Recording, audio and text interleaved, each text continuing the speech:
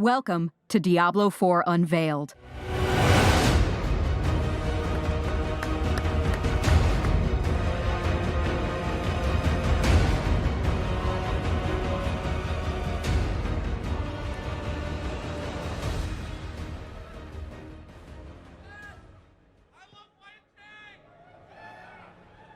Hello, BlizzCon. My name is Luis Barriga, Game Director for Diablo IV. My name's Tiffany Watt, Senior Producer on Diablo IV. And my name is John Mueller, Art Director on Diablo IV. All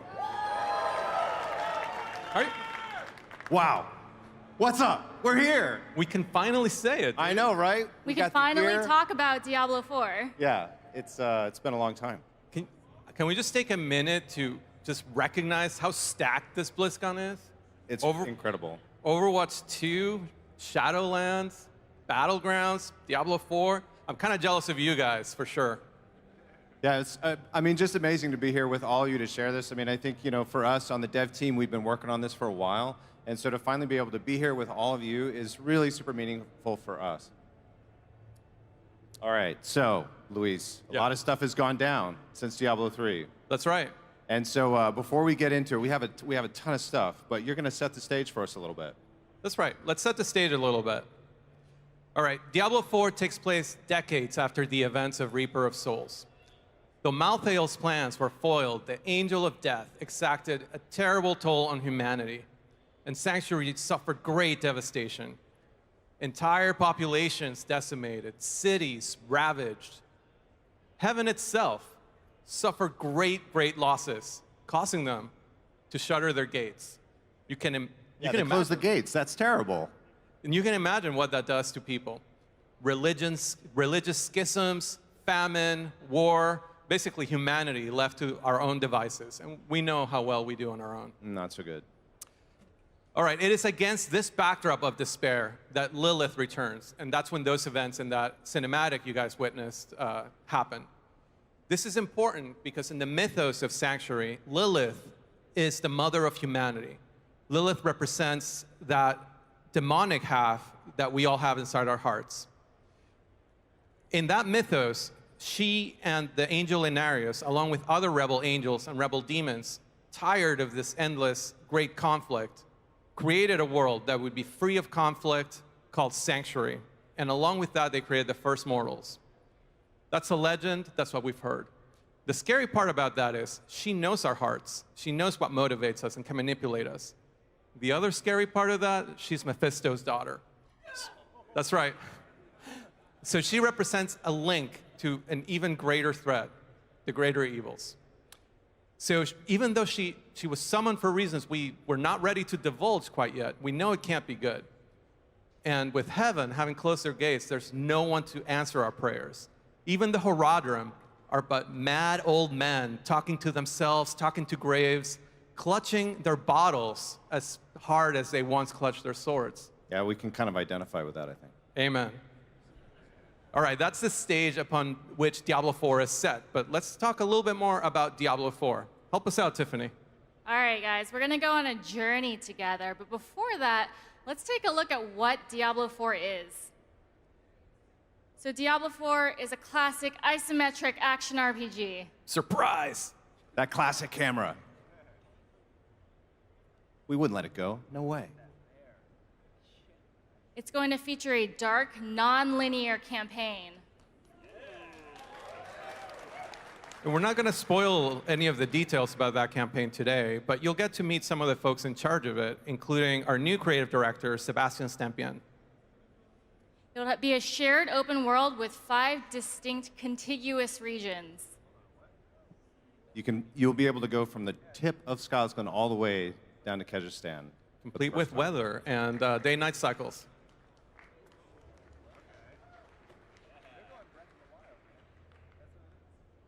There are hundreds of dungeons to explore and hundreds of legendaries to find and equip. Did you see the legendaries in the Dark Gallery? You should check them out. Oh my. All right, there's 5 powerful classes. 3 that we announced today and are playable in the demo, the sorceress, the barbarian, and the druid. The druid, yeah. And it's being developed simultaneously for PC, Xbox One, and PlayStation 4. All right, so like Tiffany said, we're starting a journey together. You may recall in the opening ceremonies, Luis said that Diablo IV is about world, legacy, and darkness. Who wants to talk about darkness? Yes. All right. At the highest level, what this means is that when you play Diablo IV, everything you will see and experience will feel immersive and faithful to the legacy of what we all love about Diablo. How's that sound? All right. I wanted to give you an idea what we mean when we say that. You might wonder, is it mature themes? Is it blood? Is it gore? There was a little bit of gore in that trailer, right? Just a little bit. And, is it the music, right? It's all of these things. And what we like to say is it's the totality of that tone that creates that experience that we all know and love. And I think, the butcher's pit in Diablo 1, you go down, you open that door, everything seems fine. And then it goes horribly wrong, right?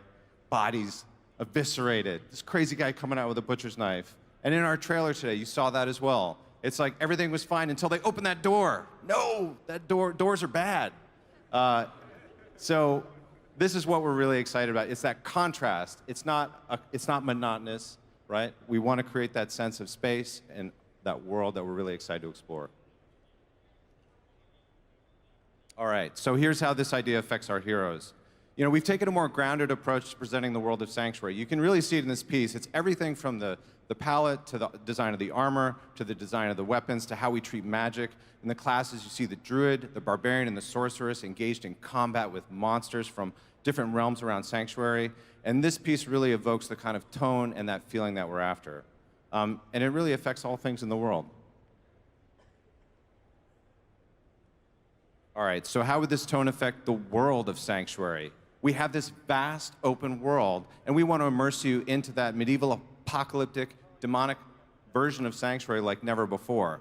The moments of contrast that you will experience in today's demo are areas like Donheim Caves, the Drowned Caverns, and the Hangman's Tree to the south, which is one of my personal favorites. And then Keeler Farm, which kind of evokes these Diablo 1 vibes. Like the artist who built that, he was so excited about to put that into the demo. Straight inspiration. Yeah. These are all areas that remind us that we're in the world of Diablo and what we mean when we talk about return to darkness. But it's not just present in the art, this darkness. It is in the world, our gameplay, and the stories we tell. So what we mean by that is our world is medieval RPG, but rather than being inspired by high fantasy, we're inspired by the occult, the demonic, and biblical themes. What we mean by gameplay is that even making a very dark, moody world, if we create, the sort of overpowered characters with really over-the-top effects, we know we're going to undermine that sense of darkness. So we want to make sure we keep that in check. And then with stories, you heard me talk about how victories aren't clean or guaranteed. This means that sometimes evil wins. After all, this is the IP where you get sent to save the child Albrecht in the first Diablo, and guess what? There's no saving him. This is the franchise where even after you kill the Lord of Terror himself, it's not good enough, and you need to risk your own mortal soul to try to contain him and just fend evil off for one more day. The entirety of Diablo 2 was predicated upon being a day late and $1 short, and we basically want to encapsulate that feeling, put it in a bottle, and just create a whole world with that sense. So yeah, it's in the art, it's in the gameplay, it's in the world, and in the stories we tell. All right, but it's not just the darkness of the previous Diablo games that's influenced us. Every Diablo game has added great new gameplay features to the series, and we're using all of these as inspiration for Diablo 4. We're taking some of our and your favorite. Let's go back a slide real quick. Go back to that campfire. There we go. Yeah, we're not done with that slide yet. Yeah, I still want to talk about that campfire. Back one more. One more, please. There we go. Back to that campfire. All right, we're taking some of our and your favorite features from past Diablo games and bringing them into Diablo 4. We've updated their design, their look, their feel, using our brand new engine and all the lessons that Blizzard has learned over the years. So nowhere is this as apparent as with our classes. So it starts with this campfire right here.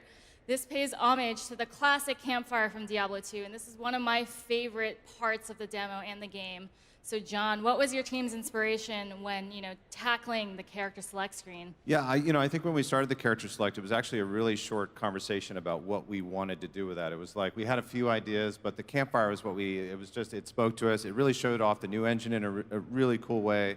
It was really awesome to see the classes with the high fidelity that we've added into our characters with Diablo 4. Yeah, it was just so much fun. Yeah, I go ahead, Luis. Oh, I was just gonna say, I love that we left a little room in there, and I also love how we don't put any text there telling you, oh, the barbarian is this and that. It's like, yep, the barbarian is the guy that broods in the corner with a bunch of swords. The druid's the guy that has some good boys hanging by him, and the sorceress conjures the campfire. It's so great. Yeah, we wanted those classes to just be clear without any text and just it should just speak to. I mean, I think we all know who these classes are at this point, so yeah. All right, let's take a closer look at these classes, starting with the barbarian. All right, the barbarian, you saw the slide a second ago. There's a reason we keep bringing this class back. So barbarians are the embodiment of visceral, brutal combat that's just so core to Diablo. So in reimagining this class for Diablo 4, we drew upon classical barbarian imagery as well as art from our own past. So one common theme that kept cropping up was the physicality of these warriors and how armed to the teeth they are with weaponry. Every time you take a look at a picture of a barbarian, they've got axes, swords, polearms, as many weapons as they can carry. And we really love this fantasy for this class, and with that in mind, we've added the arsenal system. So the barbarian in Diablo 4 will have 4 weapon slots and be able to use both one-handed and two-handed weapons in the same build. And I'm so excited about this level of customization and being able to equip 4 legendary items at the same time. Yeah, it's pretty much every barbarian's fantasy to finally see that arsenal that you're used to seeing on those classic barbarian paintings come to life.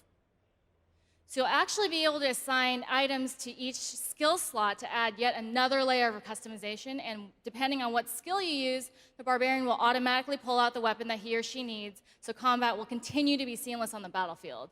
So we're carrying forward Fury to power the aggressive, physical, fast-paced attacks of the barbarian, but they'll also continue to pull the ancient magic of their ancestors to give them all that strength in combat on the battlefield. So let's take a look at the barbarian in action and some art.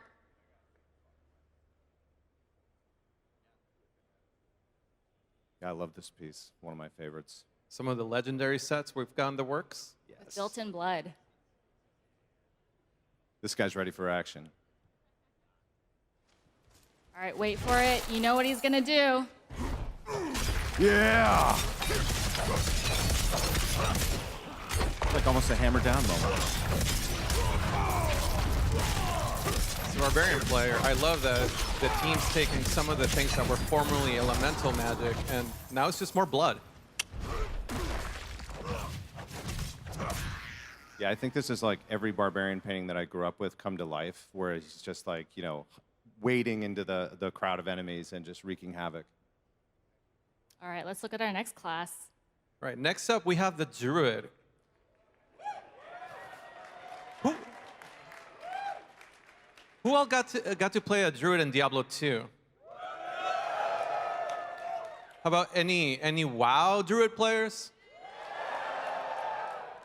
I think you guys are going to like this guy. But first, I don't know if this little tidbit I'm going to give you is going to reaffirm your faith in us or shake your faith in us, but we got something to share with you. The druid was not part of our original lineup for Diablo 4. I know, it's my bad. That lasted about a day. Basically, one of our artists did this amazing piece of art, and then we went from I don't know, druid, maybe no, we're making a druid, 100% starting tomorrow, right now. The power of art. It's so great. It is a theme that the art inspires the design in this game. You see it with the arsenal system. You see it with the druid. So one of the things that we said is hey, we love the idea of the druid. How do we move it forward? One of the things that we did is we took some of that fire magic that didn't feel like it met the fantasy of being someone in tune with nature, and we replaced it with storm magic and earth magic. And we feel pretty great about that. And we have it in the demo if you guys want to check it out. We kept his nature companions, like the wolves, the ravens, the vines, all of that. And then the thing that we feel is the kind of the special sauce is he's always been able to be this master shapeshifter. He can turn into a werebear, he can turn into a werewolf, and you know, it was pretty cool. You'd be a bear and spam shockwave. That was pretty awesome. But we decided to move that forward with Diablo 4, and now we have something we call seamless shapeshifting. What that means, if you truly want to embrace the hybrid nature of the class, you can start an attack in one form, and you'll begin animating as smooth and fluid as the Diablo 3 combat you've enjoyed so far. We're leveling that up. So mid-swing, you will transform into the correct form.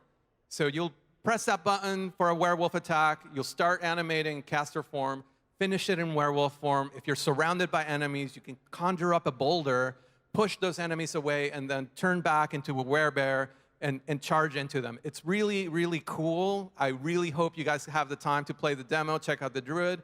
But enough of me talking. Let's see that stuff in action. That guy is not having a good day. I love these sets. Yeah, this was one of our first pieces we did for him when we were trying to figure out what was going to be so cool about him. Crazy mountain man. All right, look at those good boys.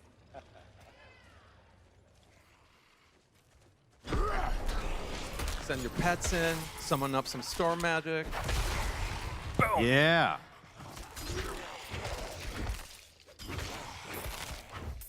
And don't worry if you've got a preferred form. You can just assign all your buttons to that form and just be a bear all the time if that's your druid fantasy. And of course, Cataclysm, it just wrecks the battlefield.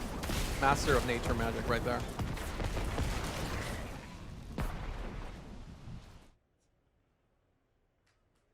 Yeah. You made a good choice about that art, I guess. It worked out. All right. The sorceress, the sorcerer is back. How exciting is that? Heck yes. Yeah. She is elemental carnage on the battlefield, whether it's chilling enemies and smashing with a fireball or transforming into a chaotic ball of lightning and just completely destroying the battlefield, teleporting around and just wreaking havoc. She is an unstoppable wrecking machine, wading through the hordes of monsters with the power of elemental magic. In the dark, oppressive world of Sanctuary, the sorcerer lights up our dungeons. Like when we say we're returning to darkness, our dungeons are really dark. And the sorceress lights it up in an amazing, fantastic way with our new engine and our new tech. And we're going to take a look right now. That guy's about to eat a fireball to the head. He's definitely questioning his life choices.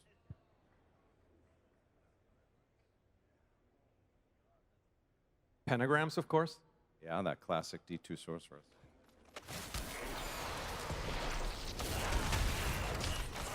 I love that in addition to bringing the light show, gameplay-wise, you feel like a dungeon boss when you play a sorceress. She has basically control over the battlefield with abilities like Blizzard, like Firewall, that basically make you feel like you are doing area of denial attacks on enemies. Really cool.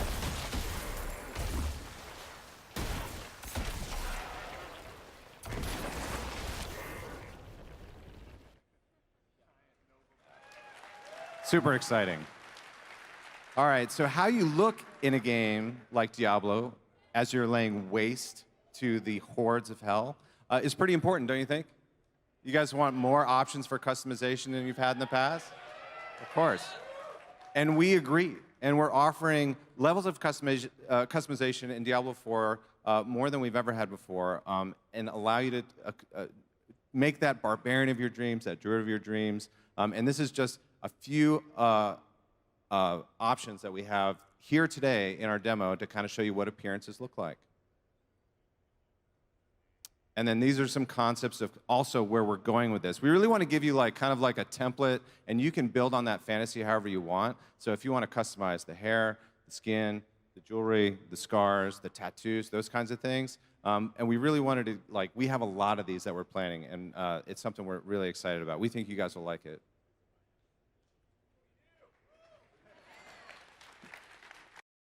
All right, but it's not just the appearance. Customization is at the core of Diablo. And what I mean by that is gameplay customization. And customization is back with a vengeance. We're bringing back some ideas and new ideas that we've become inspired from previous games. So we have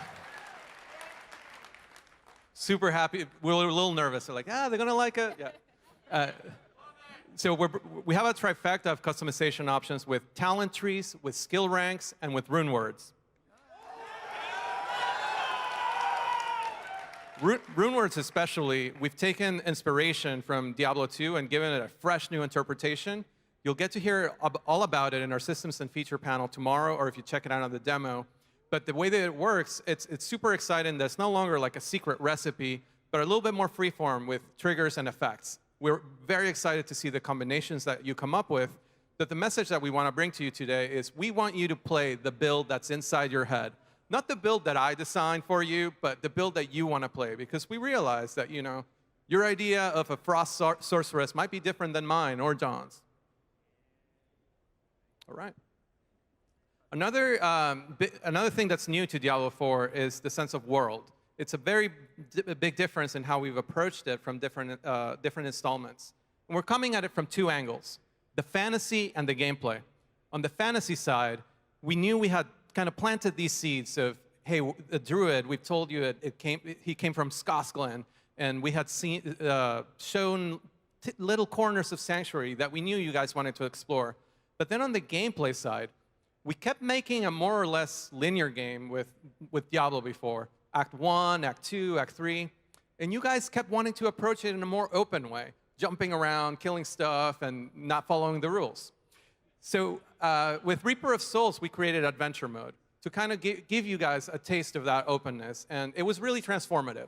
That was a moment where we learned a lot about how the game could be played, and where we saw how you guys were approaching Diablo. So based on those learnings, we are making Diablo 4 open from the ground up. We're making an open world with a non-linear campaign so that you can be in charge of how you decide to level.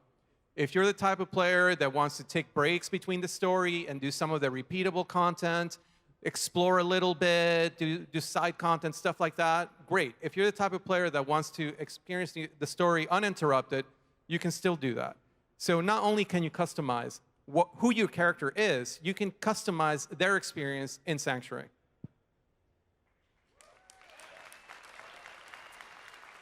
Yeah, the world. This is something we're so excited about. I think when the concept team got a hold of this, this idea of this vast open world was really exciting and what we would present to the players. Diablo levels have always felt a little bit like, corridors or, I kind of skirt around the edges and work my way in towards the middle. But there was always that border that was a little frustrating. And I think like for this game, those borders are gone. And so on the concept team, when we were kind of imagining what this space would look like, we had to imagine what that would be. And so, what if the region itself was 10 or 20 times larger than any previous Diablo region? It's so big that mounts might actually be required to cross these distances. There's going to be 5 connected regions to explore with distinct geological and unique biomes. We will have the icy mountains of Fractured Peaks. We're really excited about this one. It's beautiful. We'll have the dark forest of Skosglen. And we're going to have the desolate grasslands of Dry Steppes. Sprawling deserts of Kyrgyzstan. Of course, we're going to go back to Kyrgyzstan. We're really excited about this. And then the foul swamps of Hawazar to explore. Why can't they just be regular swamps? Because they need to be foul.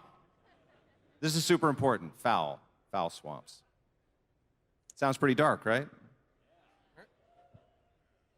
So the world is also how you engage with other players in Diablo 4. So we'll have social hubs in major towns. This is one from our demo. This is Korbach. And in these towns, not only is this where you pick up quests and talk to NPCs, you can also trade, ask someone about their gear, maybe investigate their build, take a look at how they customize their character or what awesome armor they're wearing. You might even be able to look for a group. And you might be wondering, why do I want to look for a group? Well, as you're exploring the open world, you'll come across world events.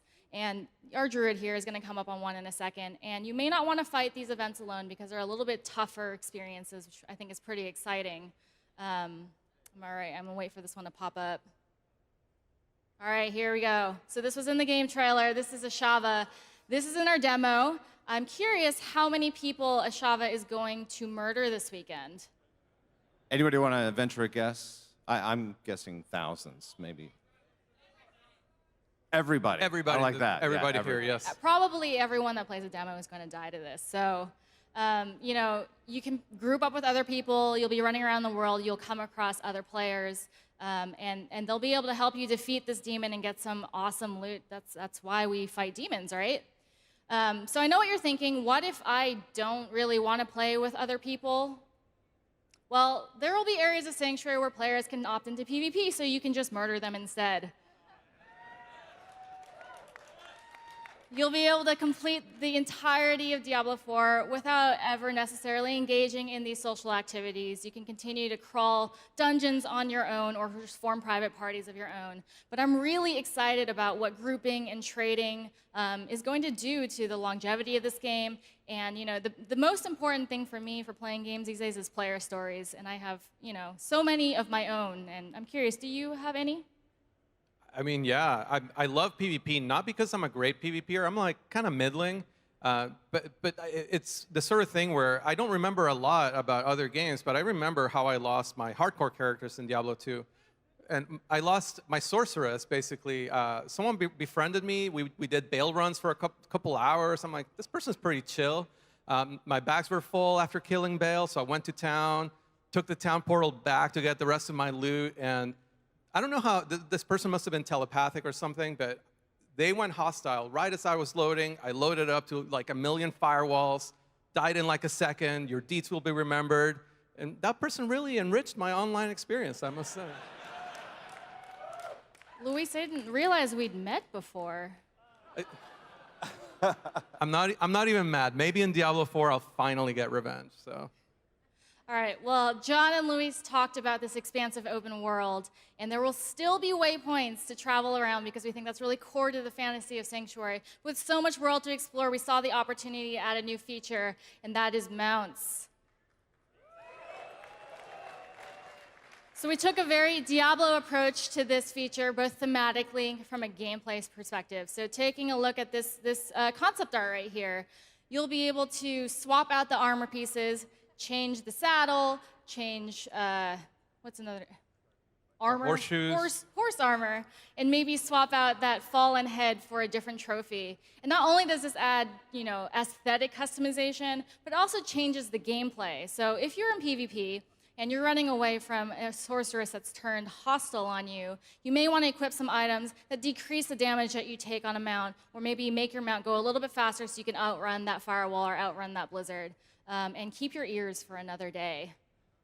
So it's really important that mounts feel grounded in this world. Everything that we add, you'll hear us say time and time again, for this to feel like a dark, grounded world. We want these mounts to feel at home in Sanctuary. So, John, I saw that on your desk, you had this picture of a rainbow unicorn.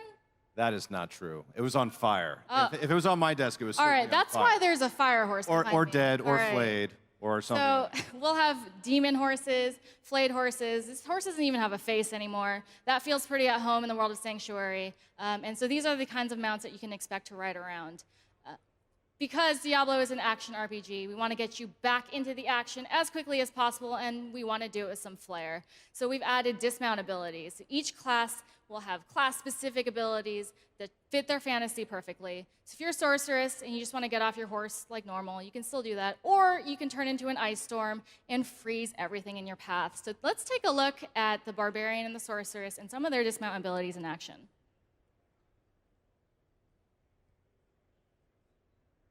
What do you think? Are they chasing each other, or are they friends? I think they're about to kill each other. Probably. All right, check this out. Combo those dismount abilities. So I guess they're friends for now. Don't trust them. All right, so we've talked a lot about the world above ground, but we all know that really the cool stuff in Diablo happens below ground, in dungeons. You guys want to hear about dungeons? All right, well, we've added, like we have all this cool stuff above ground, but when we say return to darkness, that is a literal truth for a lot of our dungeons, and we are crafting some of the darkest, most evil spaces that you have ever explored in a Diablo game to find epic loot. And we're gonna show some of those right now. Let's take a look.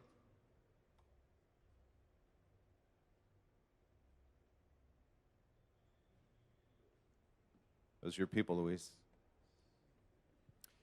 I love the first time I went to a dungeon in Diablo 4 and I realized I was at home was when the corners were dark.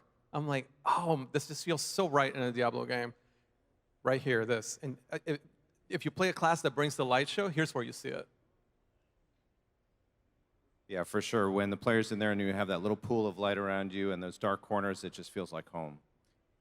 And of course, we should reassure you these are fully randomized. We're building up on our know-how from D3.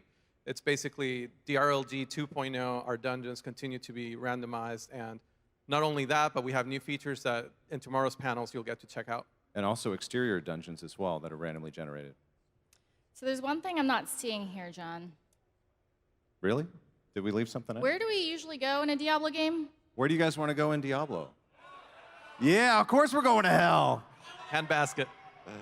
Yeah, it wouldn't be Diablo without going to hell, right? And we're doing it, and we're really excited about it. We don't have it here today with us, but I guarantee you in the future, when you see it, we're going to really do it a very strong service, yeah.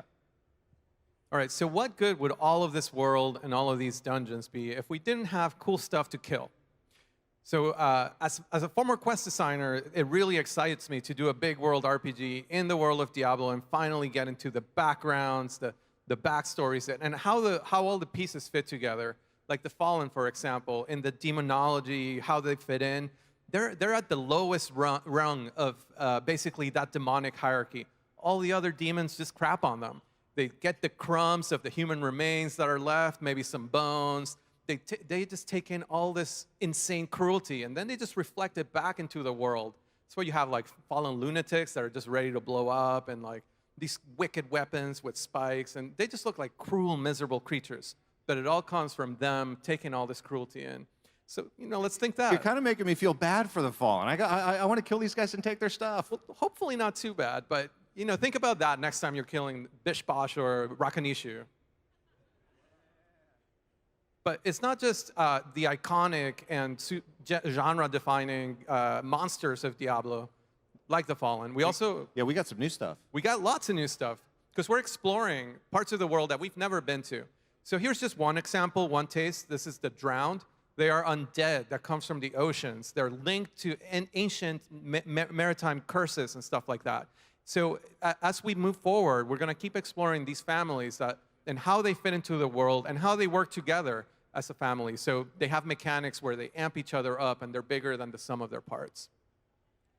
Yeah, I love the Drowned. Seeing them come out of the coastline, which you'll see in today's demo, is really striking. All right, and then what good would all these monsters be if they weren't dropping awesome stuff? So items are one of the most important elements of Diablo, if not the most important. We're really leaning into legendaries as opening up build possibilities. We realize that with D3, we maybe emphasize sets a little bit too much, and we want to make sure that we leave room for legendaries moving forward so that we have build variety and that we don't overstep on that customization. Sets will continue to be there, but they won't dominate. Even non-legendary affixes will also lean into customization. We will have affixes that will improve your skill ranks, and we'll have affix that will improve your passive talent ranks. And we hope that will further differentiate your build from my build. And then, great. And then also, we're just building in our tools, our pipelines, and our know-how, and we're bringing even more legendaries than ever to the table. Yeah, we're making so many legendaries, and these are just a few of them here. And actually, you're going to get to see some of them at the show today, which is pretty cool. Super excited. That spiked one right there is my favorite. How are you supposed to hold that? You bleed. It looks like it'd give you tetanus. All right, so there is much, much more to come. A game of this scope takes time. This is a very, very early first step. We're not coming out soon, not even Blizzard soon. We're just excited to take this first early step in the journey together with you. We have a demo ready for you guys to play back there. We have 3 classes, our first 3 classes. We're going to have 5 when we ship. We also have 3 dungeons, lots of events, including the world event that Tiffany described, and a very small sliver of Scotland, which in itself is just a small region of the world. Please give us feedback. We want to hear what you liked, what you didn't like. Again, this is just the first step in the journey. And then if you can't be here, if you're watching over the internet at home, we have streams both days. We've partnered, We've partnered with streamers where you can go experience the demo vicariously. And then we also have a website live with info. And we're on the hook now with you guys to update that website on a quarterly basis with a weblog to keep you up to date as to how we're going in the development. All right, so yeah, right? That's super exciting. All right, so we have so many things for you to see at the show. Luis talked a lot about the demo. I'm going to talk about the stuff beyond the demo. It's crazy. So there is literally a 12-foot tall Lilith in the front of Hall D. I can see her. Yeah, I know. I can literally see her from here. It's absolutely crazy. Right there. Built by the incredible Steve Wang and his incredible team. We have a slightly smaller version of Lilith, crafted by our very talented sculptors, which you will also see at the show. We have brought artifacts from the world of Diablo on display at the Dark Gallery. The Dark Gallery is kind of a first time of doing something like this. We've brought a piece of Sanctuary here, filled it with artifacts. Some of them are made by our team. We've had some other people chip in, and it's really something pretty extraordinary, and we're excited for you to see it. We also have the artist Brahm here, who created the cover to Diablo 2, yeah, is that right? And did many beautiful paintings for Diablo 3. And he was also, basically, he'll be here signing prints. He painted Lilith, that'll be in the Dark Gallery. So yeah, please stop by, get a poster signed, nerd out with us about all the things that we're going to be doing in the future, and share your stories. All right, I got to give one more plug to the Dark Gallery. It's like a really messed up museum. There's also a cultist sacrifice going on in there, so if you're really big on taking photos, you can go get sacrificed on an altar. So just a suggestion, if you have some free time, go into the Dark Gallery, check out some art, maybe get sacrificed. Yeah, that guy's terrifying. Yeah. Send that picture to your friends and relatives, freak them out a little bit. Yeah, you came to BlizzCon and you got sacrificed. It's, you know, true Diablo fans. All right, we touched on a lot of things today really briefly, but you can find out way more at our other panels this weekend for Diablo 4. So starting off tomorrow morning, there will be a live art demonstration from Diablo 4 artists if you're interested in seeing how we create character assets for the game. So that's over in the Dark Moon Fair, and that's at 10 a.m. on the Epic stage. If you're interested in learning more about the systems and features, because we just touched really lightly on them this morning, if you're interested in learning about the classes, the skills, monsters and bosses, dungeons, items, check out that systems and features panel tomorrow right here on the stage at 12:15. If you're interested in learning more about the world that we're building and all the characters and where they're going and how we even got here, check out the World and Lore panel, also on this stage tomorrow afternoon at 3:15, and learn more from our World and Lore team. And last but not least, all this beautiful art.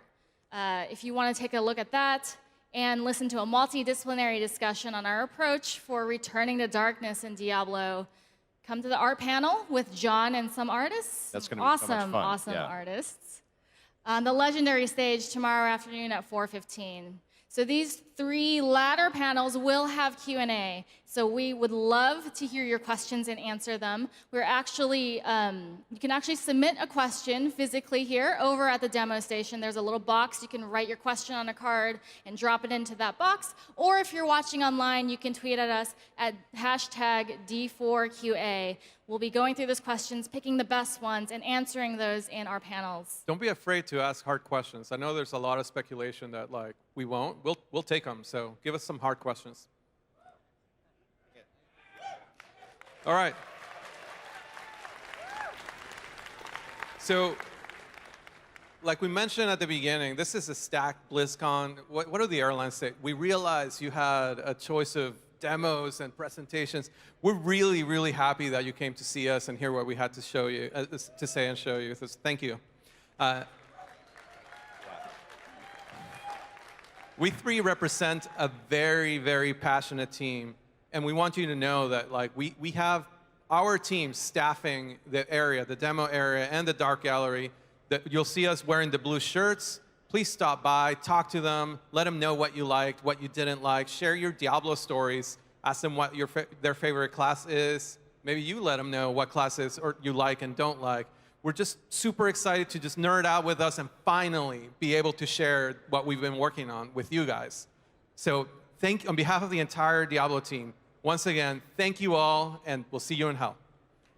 Thank you.